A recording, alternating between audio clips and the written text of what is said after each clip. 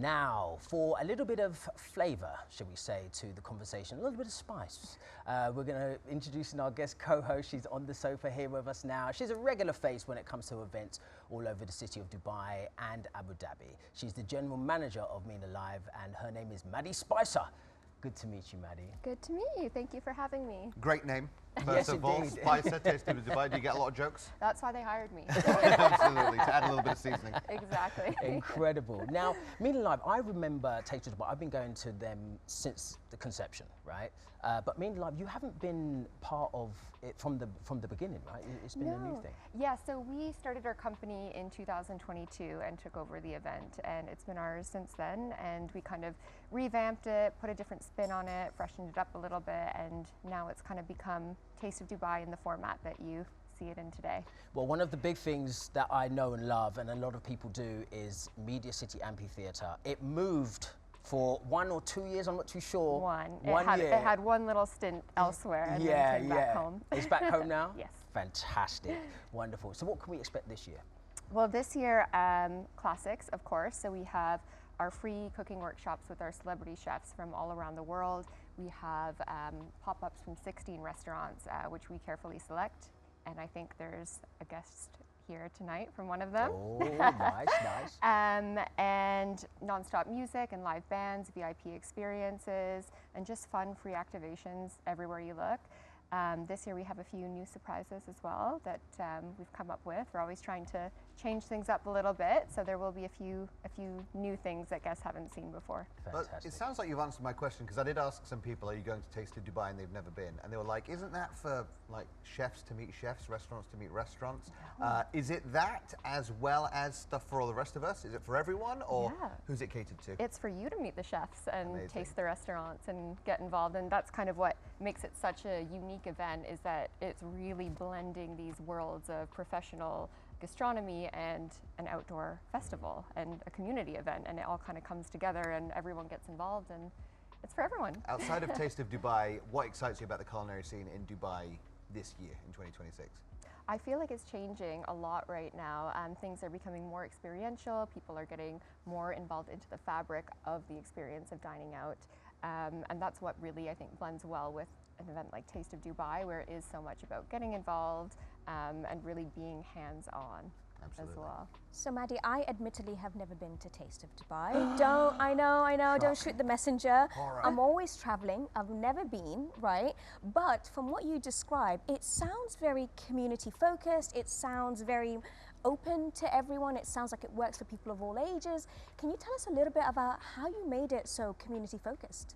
Yeah, I mean, I think that's kind of one of the most important things of this event being how special it is that there really is something for everyone.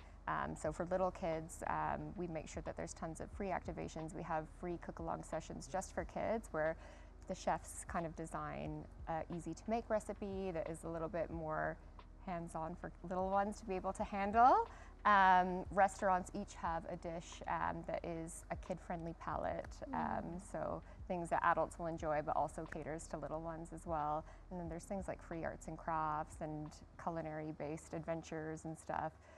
We also loop in a lot of education into the fun as well, specifically on food waste. That's something that we've really been trying to integrate into the event more, so mindfulness of how you use your food, essentially. And then for adults, there's just so much fun involved. Oh, there's a lot of fun. You are going to absolutely love it. Am I? It's an institution. It's an absolute institution to Dubai. I'm going to take my mother-in-law. Yeah, you can. her. This is the thing, and it goes throughout the day, and then it turns different at night time as well. It's got a wonderful energy about it. But one of the things I want to know, Maddy, is when it comes to the curation of bringing in certain companies and certain restaurants, how does that work? All right, so curation of the restaurant. Yeah, so how do you bring together all of these wonderful restaurants, but how do you pick and choose? Yeah, that's a hard task, but it's a very exciting task as well. We try to find a really good balance of restaurants that are established in the city, have really good reputations, have maybe won different awards. And you're Canadian, right? Yes. So do you have a bias of bringing certain products and brands in? I should be more biased, actually. One We need some restaurant. poutine up in here. Yes. We do, yes. we do. But Duck and Waffle is coming back for their second year, and they have their signature maple syrup on their Duck and Waffle classic dish. So I will be trying that, and that is a little bit biased.